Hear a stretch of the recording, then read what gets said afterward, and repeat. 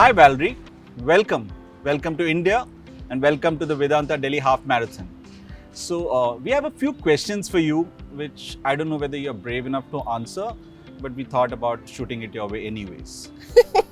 You have me nervous, but I'm excited. That's what India does to most people. Oh boy. Yes. So my first question is, what's pasta got to do with your discus throwing career?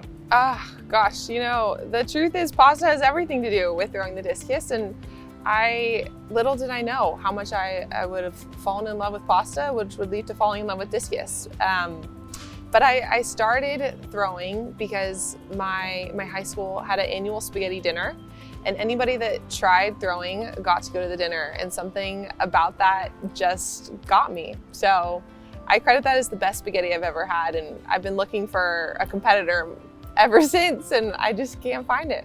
Superb. What about what's your relationship with food? Yeah. When you're training, when you're off training, when you're in competition, what's it been like?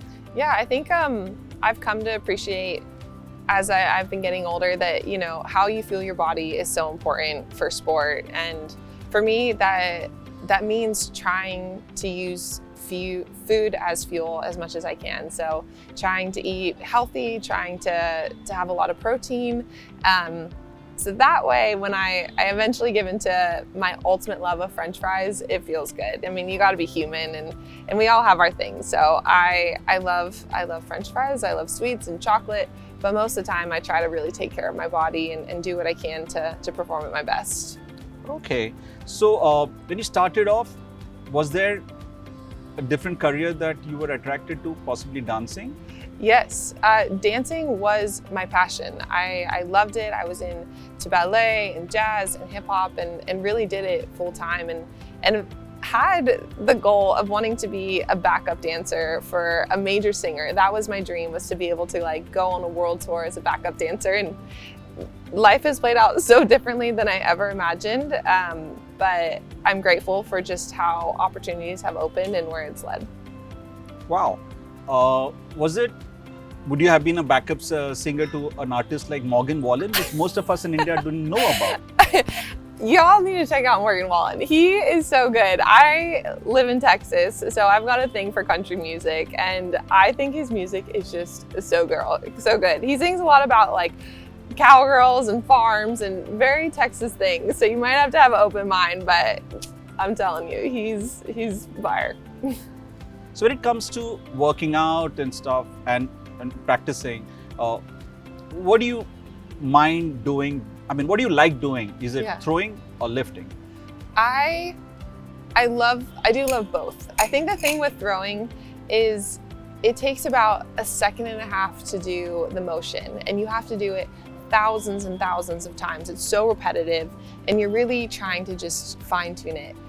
With lifting, you really get to feel the challenge of what you're doing. The more you put on the bar, and you feel that completion of when you do it well. And I love challenging my body in both ways, but I'm a much better thrower than I am lifter. So I try to remember that when I get in the gym and want to push myself a bit too hard.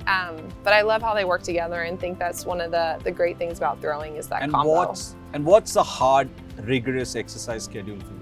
Yeah, we train really hard, and most of the times we do kind of 2 sessions a day. That's our motto. So I normally will wake up really early at 5:36 and get ready for the day, and we'll do our first session. A lot of times it will be a heavy kind of 2-hour lift. And then I'll go home, do some recovery, have some lunch, relax, rest a bit, and then we'll do a second session, which can be throwing or some kind of fitness thing like biking or swimming. And we do that 5 days a week, and then the other 2 days are kind of more rest or just focusing on throwing. I heard you say that when you're not on the podium is when you actually think and learn the most. Looks like clearly you haven't had an opportunity to do that for a long time. But I think there was the World Championships in 2017, which kind of set something off. Yeah. And can you just tell us about it? Yeah, absolutely. I mean, those World Championships in 2017, I got my butt kicked. I finished not well at all, and it was so humbling. That was the first major championship I had made it to, and I was I was so excited about that then I realized immediately I was nowhere prepared to compete with the best of the best. And I think I took so much away from that competition of realizing that if I wanted to have a chance to be on the podium, let alone at the top of the podium, I really needed to make some lifestyle changes of being disciplined and devoted and believing in myself that it was possible. And I really do credit that competition for kind of changing the way I saw myself and what was possible, which I never would have expected would have led to here. But the journey always has highs and lows, and I'm grateful for the highs, but I have to admit, losing is one of the hardest things but most impactful thing you can find on your journey. So was changing the action of your release and the orbit part of that change among many other things? Yeah, absolutely. You know, my coach and my fiance, he has had a vision for our throwing, and a lot of times it's so hard to have awareness of just the smallest changes, but it's how they all end up stacking together that really leads to kind of finding that extra distance. And I've really just kind of trusted him, and it's been so fun to see kind of that dance theme come back full circle, and I really can see it in how I throw, but it feels like choreography of kind of how I move through the ring, but it's all those little technical things that I think are really helping me out. Do you think being a science student and being fairly at the top of the class on those levels have been one of the key reasons for you to adapt and be scientific in those changes? Because the whole world has had a different point of view when it came to that action, and you've actually taken a very contrary, you and your coach have taken a very contrary view of the whole thing. Yeah, I think so. I think learning how to apply the things that you have skills in to whatever your craft is something we've really tried to do. And I think the way my brain works is it is very analytical. There's like a data to it. So if I try something, figuring out if the result is better or worse and learning from that has really helped be able to get momentum and improve.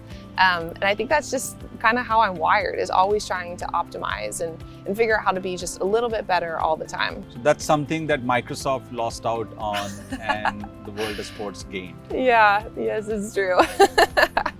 So, when you impress us with someone famous that you have the number in your phone? Who is someone famous I have in my phone? Yes. Oh my goodness.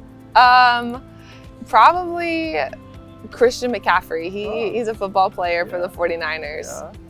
That's good. Yeah. You want to share that number with us? No, I don't. He'd be very mad. Right. Do you think in general, field events don't get the kind of attention that track events do get? Do you feel that way? Yeah, I do feel that way. I think it's pretty frustrating, honestly, because I think there's something about field event athletes that they really show up to competition. They're willing to go into battle more throughout the season and not shy away from those head-to-head competitions where the best of the best are going up against each other many times throughout a season.